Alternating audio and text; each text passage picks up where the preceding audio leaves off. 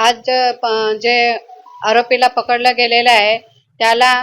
त्याचे म्हणजे बदलापूरमध्ये जो घटना घडली त्या आरोपीची 3 लग्न झाली होती आणि ह्या आरोपीची 3 लग्न झालेली आहेत आणि जे बदलापूरच्या आरोपी सोबत जे केलं त्याच परीने ह्या आरोपी सोबत पण करावं अशी मी गृहमंत्र्यांकडे मागणी करेन आणि याला जे काही आहे कठोर शिक्षा ही व्हायलाच पाहिजे ही मी मागणी करेन। आज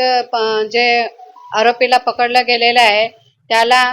त्याचे म्हणजे बदलापूरमध्ये जो घटना घडली त्या आरोपीची 3 लग्न झाली होती आणि ह्या आरोपीची 3 लग्न झालेली आहेत आणि जे बदलापूरच्या आरोपी सोबत जे केलं त्याच परीने ह्या आरोपी सोबत पण करावं अशी मी गृहमंत्र्यांकडे मागणी करेन आणि याला जे काही आहे कठोर शिक्षा ही व्हायलाच पाहिजे ही मी मागणी करेन।